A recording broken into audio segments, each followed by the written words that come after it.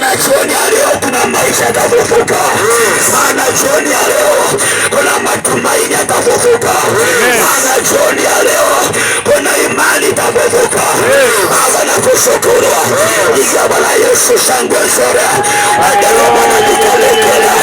Ausema haleluya. Amen. Aliye karibu na haifai umwambie Yesu anafufua. Yesu anafufua. Yesu anafufua. Yesu anafufua. Habari ya mji wa Naini.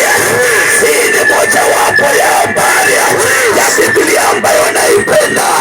Maana ni habari ya mama aliyepanguzwa machozi ya mwisho.